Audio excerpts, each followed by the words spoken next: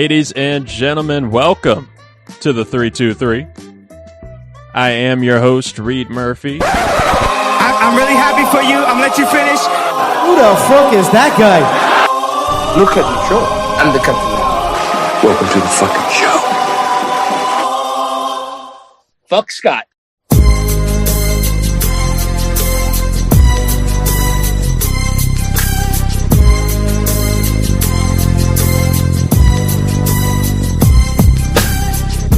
Good morning, college football fans, and welcome to the latest installment of College Shame Day presented by the 323 Network. I am your host, Scott Ellia, and Week 4 is officially in the books. We're moving on to Week 5, and I couldn't be more happy to welcome back the host of Ricks vs. Gricks, the host of the Sunday, sometimes Monday hangover, Reed, all wiggle, no jiggle, Murphy. How's it going, Reed? I don't think I've ever been called all wiggle, no jiggle. I'll take all wiggle. No jiggle is a compliment nowadays. I'm great. I'm doing well. I'm doing okay. This cough sounds more concerning than it is. But new mic, new mute button, so hopefully you never even hear this cough. Right. And I'm sure the folks at home listening on what should be a very glorious Saturday of Week 5 in college football will appreciate a nice, crisp, clear voice of Reed.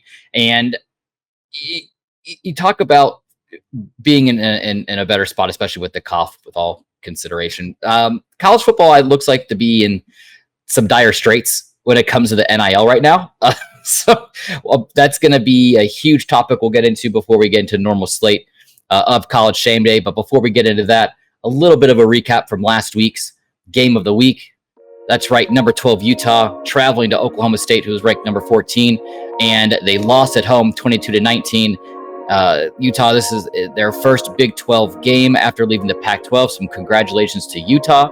I believe now they have moved to, where were they at in that ranking? I don't know. I don't care. But Utah is number 10. Oh, well, congratulations. And the reason why I don't remember where they're at is because I don't have them at number 10 on my rankings, which we'll get into here in a little bit too. Spoiler alert. But going back to the game for Utah, Utah's Micah Bernard rushed for a career-high 182 yards, and Brant Kuth scored 2 touchdowns. Freshman Isaac Wilson, quarterback, threw for 207 yards and a touchdown, while also rushing for 41 yards, who was playing to replace injured starter Cam Rising, who... Reed, I want to get your thoughts really quick, because not only it was Cam Rising, the old man on the field, but also for Oklahoma State quarterback Alan Bowman. I believe they both are in like season 6 or 7, and this should be their last season. This is all stemming from like the COVID year and red shirts and injuries and things of that nature. Do you think this is the last that we're ever going to see a college football player playing for as long as we have these season or two? I mean, I guess barring another pandemic. Yeah, hopefully, like that COVID year is really extended. Hey, it's an election year. Anything could happen right now. That's really true. Like we could get a World War III year, who knows? But yeah, I can't really see, after these COVID years expire, these kids getting like any, really, especially if they're staying at one school, going for this long. But I guess you got to milk as much as you can, especially if your pro chances aren't really there. Get it up as high as you can, or get that free education to go along with the scholarship and build a name for yourself, maybe in coaching ranks. That would be a really good thing to ask some of these players. How many degrees have you earned at this point in the last 6 years? How many useless classes have you taken to keep up? Oh, Jesus. I don't even want to think about that. I wouldn't be proud of that. But Utah coach Kyle Whittingham, he did come out saying that he's proud with the team, but admitted that they let Oklahoma State back into the game a little bit too much. Utah, they did dominate possession, running 81 plays compared to Oklahoma State's 59. I believe that the time of possession, I believe they were well over 42 minutes. So how can you compete? Like, how can you even, the game was a lot closer at the end, 22-19, kind of in a 1,000-foot view. But like when we have a team that's dominating for 42 minutes, you can't get your defense off the field. The defense is gassed. You're burning through backups and third stringers and things of that nature. I don't know if it's due to we've talked about it before, the parity in college football and sports, and just the way that these teams are so much more fast paced. And, if you don't get ahead of it, they're going to keep running over you. I don't think I've ever heard of a team actually coming out ahead, being so behind the 8 ball as far as time of possession goes. Yeah, no, it's at least not at that level, right? Like you'll see it with some other schools, like some of those lower rung schools. We saw, there was 2, I don't even know what conference, what level they were at, where 2 schools got to the point where the score was so fucking lopsided, everything was so wildly ahead that they agreed to go ahead and lower the clock for the 4th quarter just to get through. I believe that was the South Alabama game. Yes, South Alabama. Yeah, I believe that's the South Alabama game, which, spoiler alert, I'm calling an upset with this week for South Alabama. I believe they're going to be the little engine that could this week with who they're playing against, but we'll get in that here in a little bit. Utah's defense absolutely dominated Oklahoma State. I mean, they held Ollie Gordon II, Oklahoma State's running back, who was last year's Doak Walker Award winner, to just 42 rushing yards. I don't feel that's going to hurt his draft stock going forward. It's still a very long season. I feel like he's going to be able to right the ship there in Oklahoma State. And speaking of Oklahoma State, Alan Bowman, their quarterback, was benched after the first half. But yeah, he did return in the 4th quarter, leading to 2 touchdowns and a 2-point conversion to trim that lead down. Oklahoma State coach Mike Gundy noted his defense was overworked, obviously, while offense struggled. It's kind of similar what's going on in Tallahassee right now. It's a lot of the same things I've been seeing going on in Florida State. The defense can't get off the field, and when the offense does go out there, they lay a goose egg, and then you're already putting out these just depleted defensive players. So I'm more surprised they were able to stage that 4th quarter almost comeback. But up next for Utah, they have Arizona, and then Oklahoma State. They're taking a road trip. They're going to be playing Kansas State this week, so good luck to both of them. And again, Reed, Wheel of Degenerate, we suck again. We suck again, and we hit it hard. Missed on Ohio State's 39.5 against Marshall. Missed on Northern Illinois' 13.5 against Buffalo. We missed the over on 56.5 points against Georgia Tech at Louisville. We missed on USC 4.5 against Michigan, but we hit. We did hit one. The game of the week. We had it on here on the betting slip for the Wheel of Degenerate. We took the 1.5 points for Utah against Oklahoma State. So I guess participation awards. I'll take the ribbon. Gold star, A for effort. I'll take the gold star. Yeah, I love a gold star. I made a school career off the gold star. Well, I'll tell you one person who's not going to be making any kind of school career with gold stars, and that's UNLV quarterback Matthew Sluka. He has left the team, citing unfulfilled verbal NIL promises of $100,000 that was allegedly made by offensive coordinator Brendan Marion. Of course, UNLV has denied the claim, stating that Sluka's demands violated NCAA pay-for-play rules and Nevada state laws, which I would like to get into you maybe offline here in the near future, because that's one thing that I can't wrap my head around is how they're getting around specific state laws with this. UNLV did insist that the only formal NIL payment to Sluka was the $3,000 for a summer engagement, with no additional formal offers made. Of course, Sluka's agent and father, shocker, argue that verbal promises were made during recruitment. That's just going back to a bunch of he said, she said. This isn't going to be the first instance that we're going to be seeing this, right? Like, we're going to start seeing this now that this has finally happened. It's going to start ramping up more, right? Oh, for sure. Like, it's like, and we've talked about this offline too, about how NIL, for all the good intent and purpose that it had when it was first, instated, it's the Wild West. There's zero regulation with it, and you're going to be seeing cases with this with kids a lot of times. And when the story first came out, I'm like, yeah, go Sluka.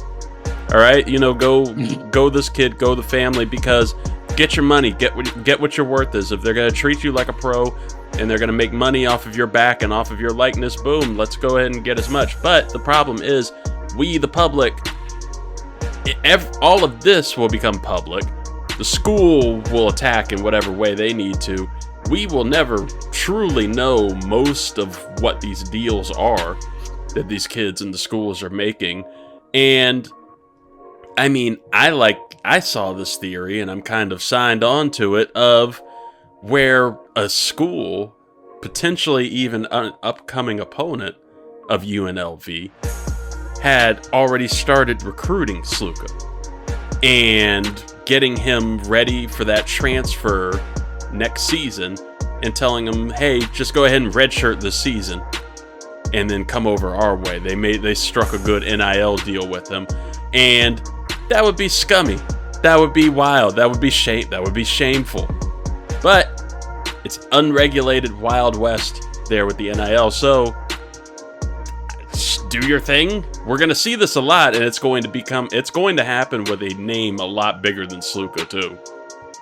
Oh, absolutely. And I to reiterate what me and you talked about before tonight's recording, I did see that meme, and the more I think about it, the more I would love it, stating, can we just go back to the days where we're just paying players under the table? And, and of course, now this is just, NCAA's, President Charlie Baker is now urging Congress to act amid this NIL dysfunction. It's going to be interesting. Like you said, if you're potentially recruiting players to just redshirt the rest of the season to get them over to you the following season. It's a big tampering thing. You see this across all sports. I mean, hell, who just got in trouble in the NFL for tampering? Oh, wasn't it Cousins? What? Kirk Cousins and the Falcons? Yep. I mean, you've heard that with like Tom Brady when he was trying to go to like Miami back a couple of years ago. I mean, you hear about it all the time. So I'm sure there's going to be some sort of litigation or some kind of rule change, or they can't wait until the end of the season. They need to start attacking this now before it gets too out of control. I mean, yeah, Sluka decided to redshirt the season and transfer after the dispute. I mean, but UNLV, it's a 3-0 UNLV team vying for a playoff spot in the first ever 12-team college football playoff. It was reported that Circa Sports VP Mike Baum had contacted UNLV officials asking to make up the $100,000 promise, but I guess it was also reported that UNLV decided to deny that request. My thing, if I'm UNLV and I am 3-0 to start the season, I got a disgruntled quarterback. Yeah, Haj Malik Williams and Cameron Friel, the backup quarterbacks, are going to be taking over for the rest of the season from here on out. But if Sluka is that big of a deal to the success of a UNLV football team, who has been a long forgotten thought in college football, wouldn't you think that if someone's coming up and trying to hand you a check for $100K to keep the guy there, wouldn't you take it? I mean, in this day and age, you would assume, right, that they're going to take that, and you don't want to lose them to somebody that's going to be a constant thorn in you, and especially because it's UNLV.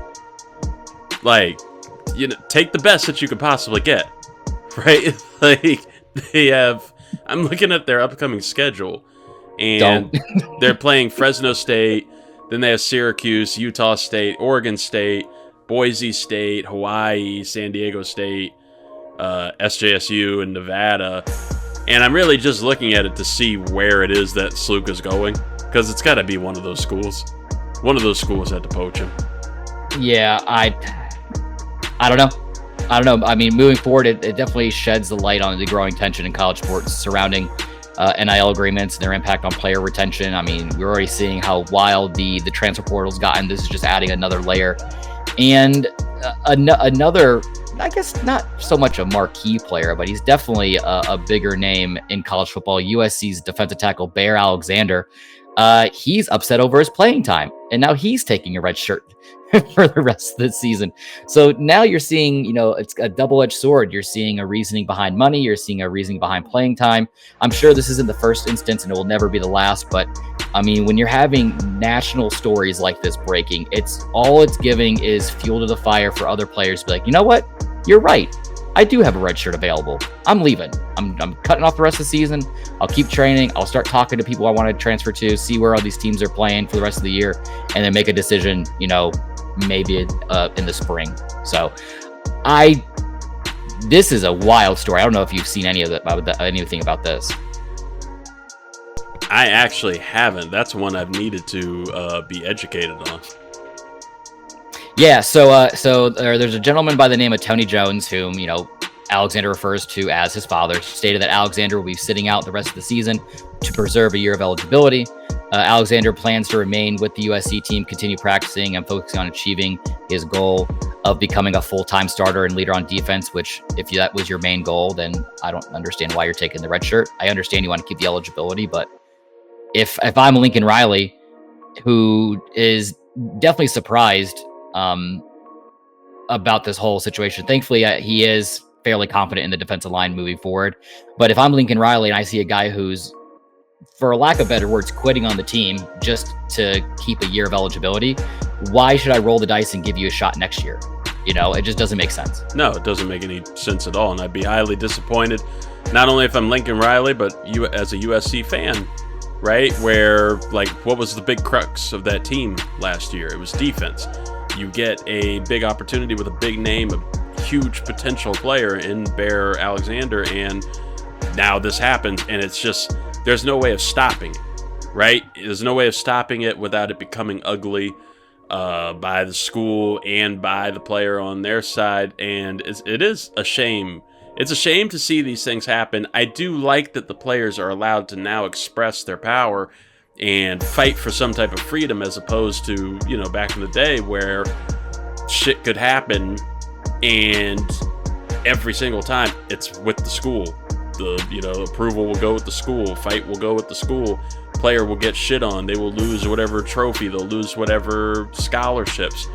Now players can actually fight for themselves and have an independence, but it's so far out of control that you want to give the benefit of the doubt to the players, but when their families get involved, when random other agents could get involved, you don't know exactly what the full motives are. You could always have scammers, you could always have schemers, so something has to be done to regulate this, and not only, I say protect the schools, they have every legal opportunity at their hands, especially with alumni, but also to protect these kids. These dudes are 18, 19 years old a lot of the time and could be easily manipulated by somebody who's been in the business long enough or family. So I hope that some type of regulation can come and happen soon. Something needs to be around for this. I was just checking Matthew Sluka's stats, by the way, just to see, I was like, oh, why was he have a nice chuckle? Why was he such a high recruit on this? Why? What happened with this? He must have been phenomenal. He had a 40. Through this season, he has a 43% completion rating. Yep. That's insane. Yeah, that's what makes it even more funny. It's just he by no means was killing the stat line, but it's if you really feel that he's the golden goose to the success of in UNLV, you would pay him. But if they're not going to pay him and they're even turning down free money, then obviously they don't think that highly of him. But no, you're right. I mean, I think this just continues to reflect a common trend, especially as of late in the last couple of years with the transfer portal era that we're now in, where players are seeking better opportunities if their current role isn't really aligning with what they want to do, because this isn't even the first time that Alexander's even transferred. I mean, he's a third-year player, transferred from Georgia, of all teams, he played about 20 or so snaps in that loss to Michigan. But his playing time was just limited due to the competition at that position group. He's 6'3", 315. He's definitely going to gain some strong interest from other schools. But the USC, it just stands for one thing, the University of Spoiled Children. And they're just going to kick and scream until they get what they want. Couldn't have said it better than myself. University of Spoiled Children. Oh, speaking about University of Spoiled Children and kicking and screaming to get what they want, Reggie Bush is back in the headlines with a new lawsuit. That's right, folks. Former USC running back and 2005 Heisman Trophy winner Reggie Bush has filed a lawsuit against not only USC, but also the Pac-12 and the NCAA, seeking compensation for his name, image, and likeness during his time at USC. Bush's legal team claims that the organizations made significant profits from Bush's popularity through TV contracts, merch, media rights, without actually properly compensating them, which, I mean, it makes a lot of sense back in 2005. I mean, you're just getting money in McDonald's bags, I guess out there, In-N-Out bags. But I mean, you got to think about how jaded Reggie Bush was. He had his Heisman Trophy, taken away from him. He finally got that back, and now he's shaking that tree for all it's worth. I say go for it. I mean, he was, like I said, he was getting shit on, damn near for the past 2 decades at this point, and he's finally been able to right the ship. Right. I wanted to get your thoughts on if there's actually any kind of validity behind Reggie Bush's lawsuit, or do you think it's just a money grab at this point? I don't know if there's any validity behind it, but I'm with you. Fuck it, go for it. Make somebody's life hell. Like they took your legacy away. They took they took his reputation away for years. Like, this dude was the gold standard of college running back.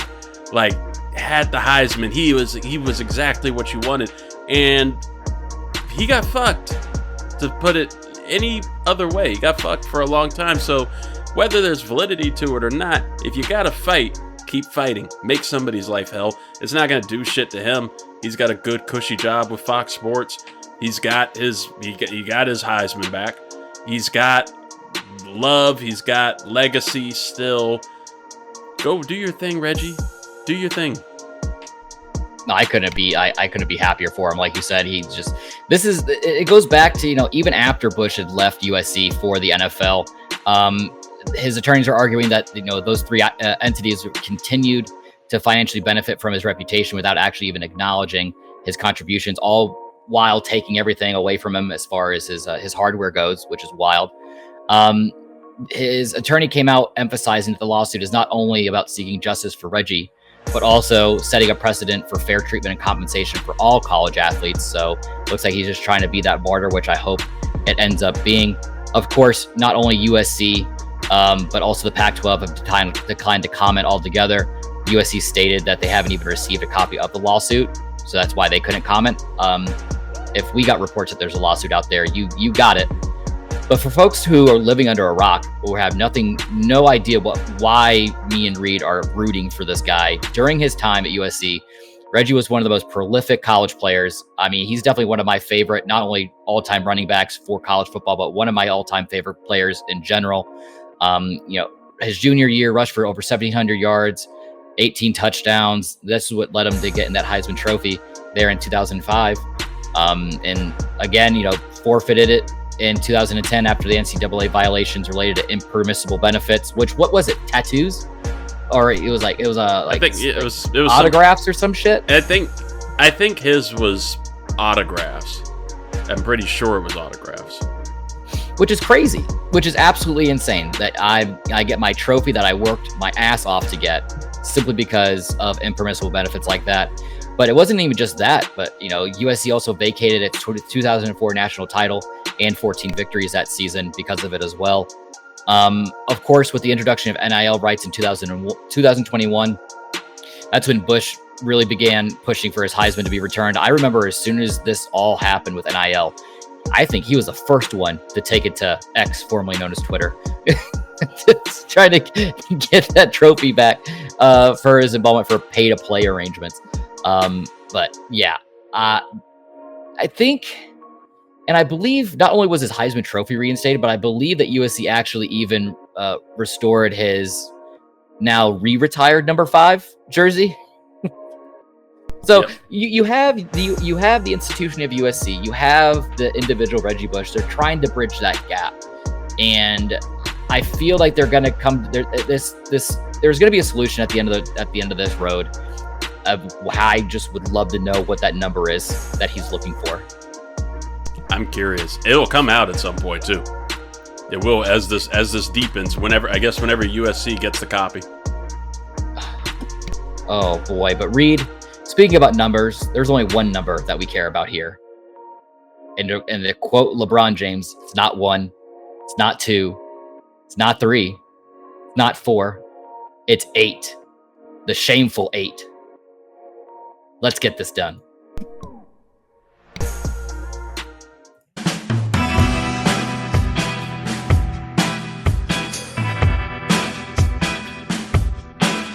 That's right, folks. The Shameful Eight is back for the second week now. The first week, I didn't get to enjoy it. I didn't get to enjoy the rolling of the red carpet out here on College Shame Day of the Shameful Eight because Reed, I guess, had better things to do than talk to me. But we got him here tonight, folks. Shameful Eight, Scott's top 8 in college football, the AP's top 8 in order from 1 to 8. Texas, Georgia, Ohio State, Alabama, Tennessee, Ole Miss, Miami, and Oregon. Speaking of Miami, peek behind the curtain. We're recording this at 9 o'clock at night. They are currently playing at home against Virginia Tech, and they are losing by 10 points to Virginia Tech going in to the end of the first half. Reed, what's going on with your boy Cam? I don't know, because Cam has been like the face of the Heisman. Like, he's been the guy for like, 2 weeks now, where he's like the leading contender on this. To Virginia Tech, that's a very surprising upset so far in the making. We'll see what it's like by Saturday morning. Listen, I feel like I'm giving my best Trump impression. Listen, I will wake up a very happy camper to seeing Virginia Tech beating Miami while I'm listening back to this latest College Shame Day episode. Before we get into the Shameful Eight, Reed, I do want to give you and the folks at home a couple of my OLIs before we get into the top 8. And even though they're number 3 at the AP, Ohio State, I'm leaving them out. I'm leaving out of the top 8. You know, the dominant performances at home this season, but they don't have any ranked wins yet. But yeah, they've been consistently winning large margins, but they haven't really played anybody. Also leaving out of the AP's top 8, the Oregon Ducks. Yes, they had that road win versus Oregon State. They had a bye week last week in week 4. They got a strong road win, but they, just like Ohio State, they've lacked, really tough competition, which is kind of keeping them out of the top 8 for me. A couple others rattling them off. Kansas State, that road loss last week really hurts their rankings against number 20 Arizona. Oklahoma State as well. I've had them dropped out that top 8. Missouri, they're kind of on that fringe. They had a scare with Boston College. They did get that road win, a win against Vanderbilt this week, 30-27. They're just Oklahoma. They lost to Tennessee. Nebraska, they lost to Illinois. Like, it's just a lot of these big blue chip programs. I just can't give a spot in the Shameful Eight. Reader, of all those teams that I rattled off, is there one that surprised you the most? I can't say one surprised me the most. I am honestly, I don't want to say surprised with you and Ohio State, but I know what goes on there.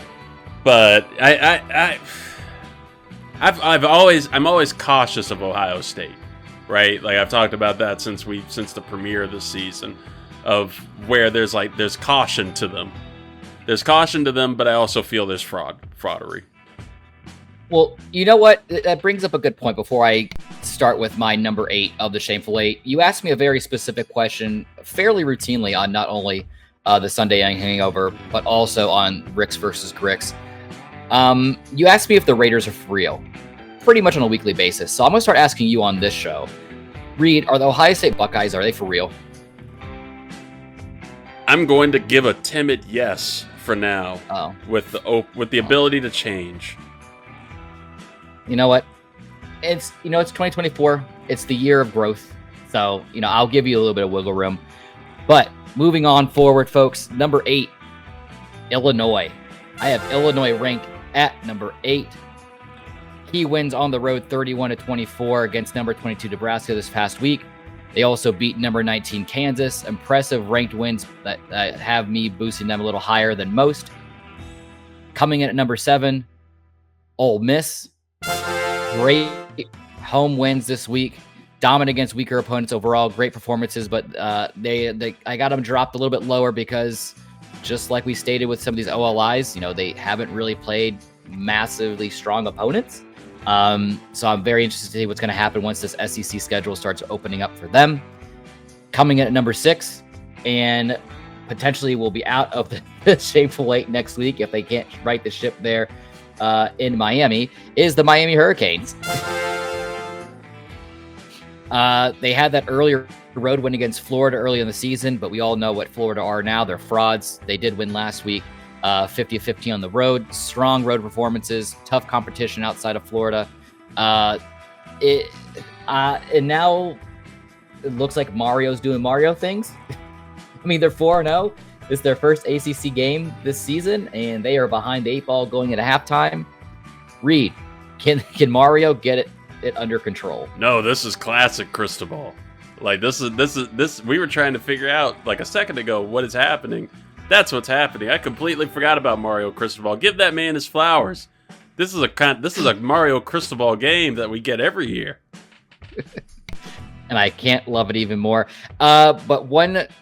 This is where it gets a little dicey, Reed, because this is my top 5 is nowhere near the same as a top 5 for the AP. Coming at number 5, the Alabama Crimson Tide. Yes, they did win on the road against Wisconsin, but it's Wisconsin. They're dominant home. They got some dominant home wins. They had a bye week this past week, so the bye week to me keeps them a little bit more steady. I'll keep them in the top 5 simply for now. Coming in at number 4, and this is what's going to rattle everyone's cage, Georgia. The Georgia Bulldogs I have at number 4 in the Shameful Eight. Yes, they blew out number 14 Clemson. They had a tight road win against Kentucky. They're still undefeated. They didn't play this past week as well, so I'm going to keep them stable right there. But if you even look back at their wins, they got Alabama on the schedule this week. So one of these teams are probably going to be out of the top 8 next week. Coming in at number 3, it's also going to rattle some cages. The Texas Longhorns. Coming in at number 3. Wow. Yes, they got that road win against number 10 Michigan. Another dominant win, 51-3 this week. Consistent dominance at home, quality road win. But the 2 teams I have ahead of them, I'm more impressed with what they've been able to accomplish outside of Texas. So, folks, if it's not Georgia, it's not Alabama, it's not Texas, who are easily the top 3 in the AP, coming in at number 2, and Reed, this is for you, Utah. The Utah Utes I have at number 2. They marched into Stillwater. They beat number 14 Oklahoma State this week. They have the solid win against Baylor. 2 quality road wins move them up in my rankings. And that's what you want. You don't want them just being dominant at home. You want them to be able to march into somebody else's field and take that W and get out of there. Which moves us up into number 1. Number 1 in the Shameful Eight is the Tennessee Volunteers. Impressive 25-15 road win against number 15 Oklahoma. Dominant win over number 24 NC State earlier on this season. Impressive road wins. That's what's solidifying me with their number 1 selection here on the Shameful Eight. Reed, before we move forward and give the folks what they want with the game of the week, and of course the Wheel of Degenerate coming up at the end of the show, is there any teams that you feel I botched on? Would you have flip-flopped anybody? Like, would you have done anything different on your end? Not so much, honestly. Like obviously we're going to see how it's like with Miami after tonight, but when it comes to all of the rest, when you got to the top 5, Texas is the only one that I think I would have Texas above Utah right now. Texas is still just a major threat to me, and what I'm loving is Texas being able to show their depth. I think that's one of the most important things that you can do at this time in the season, and being able to show that you can stay a threat even if something happens. Massive injury, anything could happen at the end of the year. Let's say Quinn Ewers goes down for the season. He's out for the season. You got Arch Manning who's ready to go, and he's showing that he can, it's not going to change anything else. This team is going to be a threat a super threat once Quinn is back, but it's still a threat to win the whole thing right now with Arch running the show. But I was actually very, very pleasantly surprised to see Tennessee as your number 1. They are also my number 1 ranked team right now. I'm loving everything Tennessee's doing, and it's Tennessee doing things that aren't normal Tennessee things, right? Like I usually have questions with their defense. Like in past years, especially when they've been making those runs, when they made that run with Hendon Hooker, the defense was kind of the problem for me there. This year, like, they have playmakers on defense. They're keeping you close. They're keeping a threat no matter what and keeping you on your toes. But Nico at quarterback, Nico Yama, damn it, I tried it with confidence.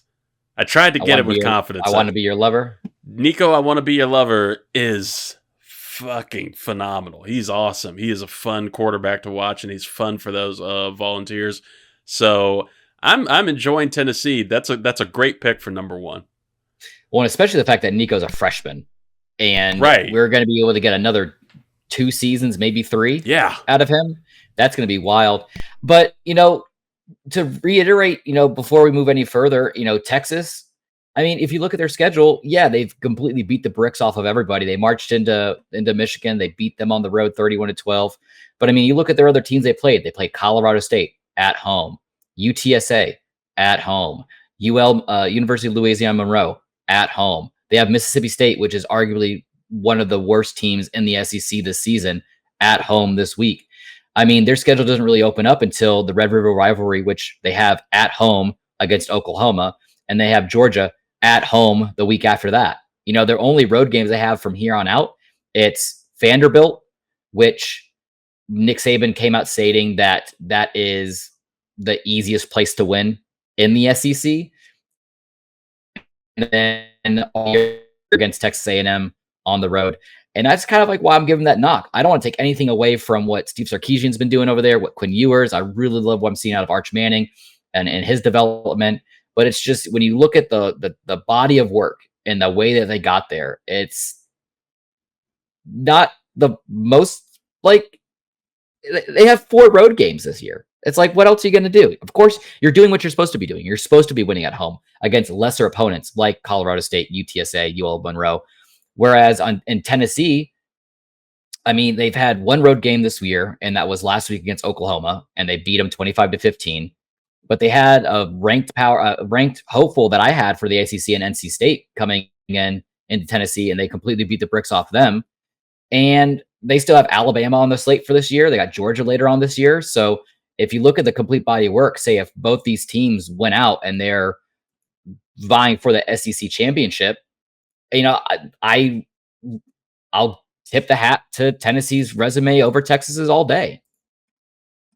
So hey, speaking about resumes, Heisman Watch, and it hasn't really changed, folks. I'll just be honest; it's essentially the same. But one thing that made me very happy, it probably will change. Well, I don't know. He's still having a decent performance in Cam Ward, but one thing that did change, I was so happy to take off Travis Hunter off of my Heisman Watch. Get Colorado out of here. There's no room for Colorado on this show. Speaking of Colorado, Reed, did you see that they're in hot water right now? Because they have a game against, I believe, UCF, one of those Florida teams. But the media folks there released the graphic hyping up the game, and it shows them like in floodwaters. And for folks who don't know what's going on right now in the East Coast, especially in Florida, there's a hurricane going on through, so it comes off a little I don't know, distasteful. Doesn't everything Colorado does since Coach Rhyme has come off a little distasteful? There has to be some kind of like morality to it. Like, I understand like a lot of time and effort and money went into making that one specific graphic, but somebody has to chime up from the back room saying, hey, maybe we don't release this. Maybe we just do something different. Never seems to be a thought that goes through before a shitty post. But talk about not doing anything different. Heisman Watch, folks, that is right. My 5 top candidates right now going into week 5 of college football to potentially win that Heisman Trophy. Number 5, another guy who's been a repeat member of this top 5, Boise State's running back Ashton Jeanty. Last week at home against Portland State, 11 carries, 127 yards, no touchdowns, but that's fine because he already has 9 on the year. So he's just trying to slow it down a little bit. So good for you, Ashton. Coming in at number 4, Oregon State's quarterback, Dylan Gabriel. Last week, yes, he had a bye week, but on the year, he's 79 of 94, 900 yards and 6 touchdowns, 0 interceptions through the point of the season. can't wait to see what he's going to be able to do this week. Coming at number 3, Alabama's quarterback Jalen Milroe. Another one of those guys who have a bye week this week, or had a bye week last week, but they, on the season, 35-52, kind of a quiet year. Not really slinging the ball as much as you would hope. Only 590 yards, but, he's got the 8 touchdowns through the air. So, if he's able to string some kind of magic down there in Alabama to potentially win an SEC championship and maybe a college football championship, it's going to help prop him up a little bit more. Coming at number 2, Miami quarterback Cam Ward. Last week on the road against USF, 24-34, 400 yards passing, 3 touchdowns and a pick, which this stat line is absolutely insane. Reed, 89 of 123, 1,400 yards, 14 touchdowns, and 2 picks. Well, 3 picks after the night so far. That's insane. That's an insane stat line. And if you think that's insane, who I have at number 1 is even more insane, and that's Ole Miss quarterback Jackson Dart, who I really believe this early on the season, I think he's starting to slowly pull away. Last week at home against Georgia Southern, 22-31, 380 yards, 4 touchdowns, and a pick. Moves him onto the season, 95 for 119, 1,500 yards passing, 12 touchdowns, 2 interceptions. Yeah, Ole Miss might not be making a push for the SEC championship game, but he is doing what he needs to do to separate himself, to get that hardware, and to further prop up his draft stock going into next season. Because if you folks have listened to any show with Ricks versus Gricks, or the hangover shows that we do, there are plenty of teams right now who could use a quarterback to draft even to this state in the season as we speak. And who doesn't want to award a quarterback named Jackson Dart? Right. It's just the perfect. It was like written in the stars. Like he was supposed to be doing this as a profession. Now, is there any players that you feel that I might have missed on this Heisman Watch? Is there anybody that's impressed you so far throughout this season? No, I liked I like the list that you assembled there. I could maybe flip Jalen Milroe and Dylan Gabriel right now at this point, but I agree with you that I think right now it's like a 2-man race between Cam Ward and Jackson Dart. I still have Cam Ward just slightly above Dart for right now, but we'll see how the season goes if some crystal ball games can affect Cam Ward going forward. Oh boy. Hey, we're going to get into the slate of games because there's going to be some doozies in here for some of these Heisman hopefuls, but the only game that matters this week, Reed, and yes, I understand that number 2 Georgia is traveling to number 4 Alabama this week, and it's going to be all hoopla, and all eyes are going to be on that game, but our eyes are only for one game. Uh-oh. Hoopla.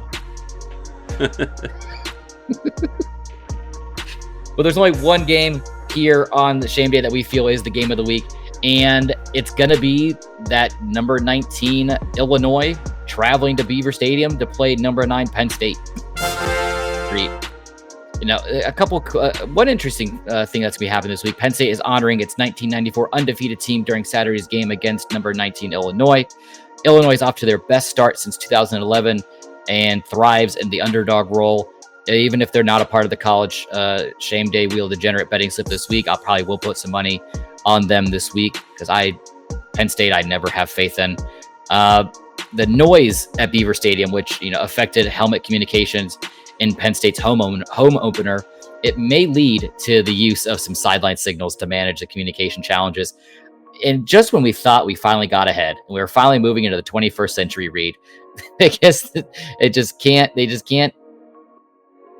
do what they got to do to make sure the technology holds up to these loud environments. You can't keep Connor Stallions down and the people that come from his school of sign stealing. They can't keep them down. Speaking of sign stealing, have you seen Jay Norvell, the head coach for Colorado State? And I feel like every game he is so scared and so on edge about someone stealing his signs. He has these guys just walking around him at all times with just massive sheets of walls so no one can see shit from him. The Norvell Secret Service. Oh, but for Illinois going into this game, Illinois quarterback Luke Altmaier has led the team to comeback wins over ranked teams, including a 10-point rally against Kansas and an overtime victory over Nebraska this year. Also, Altmaier has proved after losing his starting role last season, is working with offensive coordinator Barry Lunny Jr. to enhance his game. So that is a player. It might not sound familiar to you, but for Florida State fans, it sounds familiar to them because look another quarterback that could have been. And you see all the success that's happening in Illinois. So I'm happy for him. He's able to right the ship there in Illinois. For Penn State's offense is coming off a historic game, gaining 718 yards against Kent State. But it's Kent State. Can we stop? Can we just stop that? Wide receivers Trey Wall, Samari Evans, Liam Clifford, and Julian Fleming are emerging. I'm really excited to see what's happening in that wide receiver room there in Penn State. Evans is averaging 25 yards per catch, which is phenomenal. But Penn State, they might need to shuffle some personnel due to some injuries at linebacker and cornerback. So if Illinois can expose those secondary struggles in the second level of the defense, I expect an upset this week in Beaver Stadium, Reed. I could see that, and what a time to do it, to ruin that anniversary. Like, that's the best time, I think, for a team to come through and like really, really just fuck things up. Got a good anniversary, you're gonna have a shit ton of alumni in. Yeah, let's ruin it. Yeah. Well, Reed, I don't want to ruin your Saturday evening because lame of the week this week, it's Charlotte at Rice. All I'm going to say is thank God it's at 7 p.m. Go out and enjoy yourself. Yuck. Saturday night. Don't even bother yourself with that game. I'll go eat rice in Charlotte. How about that? Ooh. Well, there might be some good Asian fusion spots in Charlotte. There has Maybe to we be, can take right? a show on the road. Yeah, let's find out. We're not going to go to a school. We'll go to an Asian restaurant somewhere in Charlotte, North Carolina. I love it. I'm going to hold you to it. I'll make sure to open your checkbook so we can get the show on the road. And speaking about getting the show on the road, let's get to the cherry on top to this college shame day, and that is the Wheel of Degenerate. Reed, bring up the wheel. Bring it up. You know what? No, I'm bringing it up. Screw you. Get it up. There it is, folks. Whoa. In all its glory. And for those it. listening, there's only one place that you can see this, and that is at the 323 Network YouTube channel, where you can see our gorgeous faces. You can see Reed's brand new spiffy microphone. You can see his wiggle, no jiggle, and my very beat up and tattered, torn Florida State hat, which I might need to upgrade at some point whenever they decide to get a win. I feel like it's representing the season. Oh, it is, and I'm very scared for this week. So we'll see what's going to happen in Dallas when they play SMU. That's right, folks. The Wheel of Degenerate betting slip, where Scott, we're going to be spinning this wheel 5 times, building a 5-pick parlay. We will not tell you what I feel is going to be the outcomes of these games. There's only going to be one place that you can find that, and that is at the official 323 College Shame Day Instagram page, where the betting slip will be posted before the afternoon slate games. So if you want to take a chance on me, I mean, my ex-wife took a chance on me. You all saw how that ended up happening. And it looks like it's a lot of the same shit over here. I keep losing, and I keep losing at deals, and I'm not making any deals anymore, Reed. I'm winning this one. No, I keep losing at deals, and I don't want to make a deal anymore. That's right, but I'm not leaving, King Curtis. I am staying here. Let's give it a spin, Reed. Let's give it a spin. Oh boy. First game up on the Wheel of Degenerate betting slip is Minnesota traveling to number 12 Michigan. And Reed, that is just the tip of the iceberg here for the Wheel of Degenerate ticket, because I was so rude and I didn't even let you know what games we're playing this week. And I apologize. Please forgive me. Aside from them, we have Kentucky traveling to number 6 Ole Miss, number 20 Oklahoma State versus 23 Kansas State, your number 22 BYU at Baylor. Fingers crossed for them. Wisconsin traveling to number 3 USC, the University of Spoiled Children. Number 15 Louisville is going into number 16 Notre Dame. Number 21 Oklahoma Sooners traveling to Auburn. Arkansas Woo Pig traveling to number 24 Texas A&M. Shittisippi State, I guess that we can just name them that now because they're playing like garbage. They're traveling to number 1 Texas. A game that I also feel is going to have an upset alert. Number 3 Ohio State traveling to Michigan State. Stanford at number 17, Clemson. 18, Iowa State at Houston. I guess ESPN's College Game Day game of the week. Number 2, Georgia at number 4, Alabama. But we all know that's not going to be exciting. The only exciting game is going to be the College Shame Day game of the week. Number 19, Illinois at number 9, Penn State. And to round it out, South Alabama at number 14, LSU. Reed, that is the game. It's going to be sneaky. It's going to be sneaky. We know the Brian Kelly fic going on right now in LSU. I think South Alabama has been playing lights out the last couple weeks, and I think they can walk in there and get that win.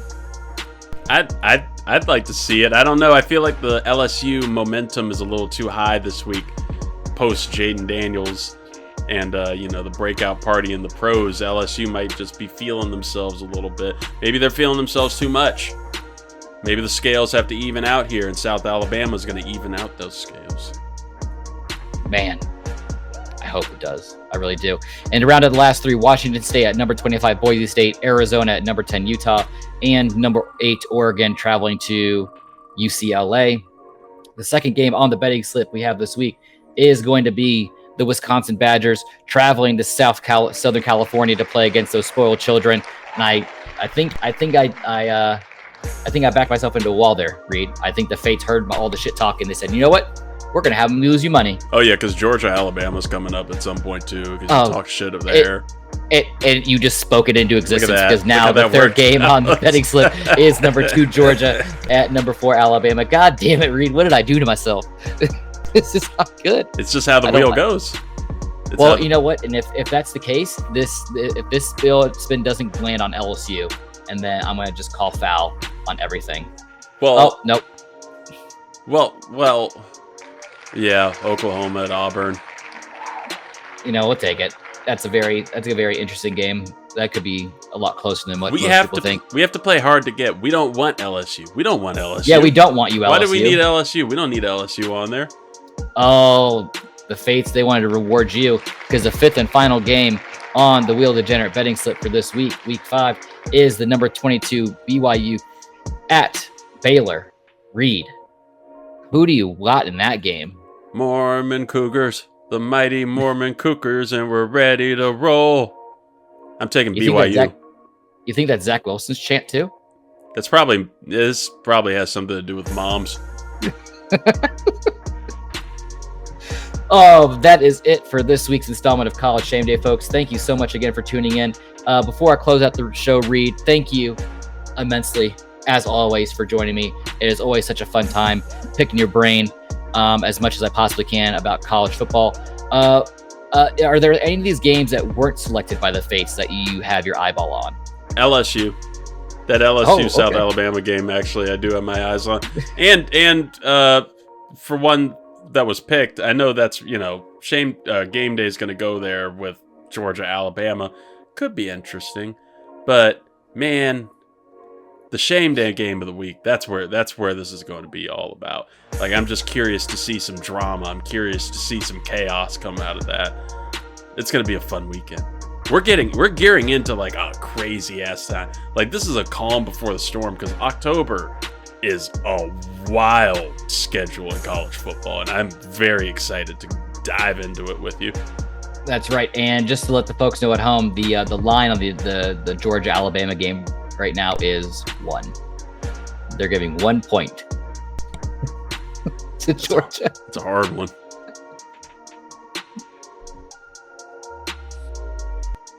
I hit the pause button. I know I hit it. But again, thank you folks for tuning in to the 323 Network podcast. We appreciate your support and passion for college football. Please stay connected with us on Instagram, Facebook at 323 College Shame Day. Also at 323 Read. That's that guy right there. On YouTube, the 323 Network. Don't forget to subscribe, hit that bell. That way you can always hear us and all our shenanigans throughout the week. Catch our latest episodes where our podcast can be found. Oh, and most important, wait, red alarm. Right, let's set up the alarm real quick. Don't miss out on our monthly giveaway, folks, for a chance to win a $25 Fanatics gift card to grab your own favorite game day gear. It's catching fire there over on the Instagram page. Read the likes are out of control. The new subscribers are out of control. So, folks, if you want to get a shot at this fantastic, free, absolutely 1000% free $25 Fanatics gift card. Make sure to give us a follow at College Shame Day's Instagram for a chance to win. Also, gaining extra entries on likes, comments, sharings of the post. Comment on there. Tell me how much of a piece of shit I am. I don't care. It still gets you in there. And you still get $25. That's awesome. And you can use the money that you can use the gift card, throw it towards, because obviously you shit talkers are going to be coming from Colorado. You can do something to try and keep Dion around. You know, it's a fun time. And just jump in there and you might have a shot against all these bots that Zahir Ali is obviously using to try and win this gift card. Yeah, Zoo's calling in some favors from overseas right now to get that gift card pried out of my cold dead hands. But folks, until next time, embrace the shame, and thank you again for listening to the 323 Network. No, I keep losing at deals, and I don't want to make a deal anymore.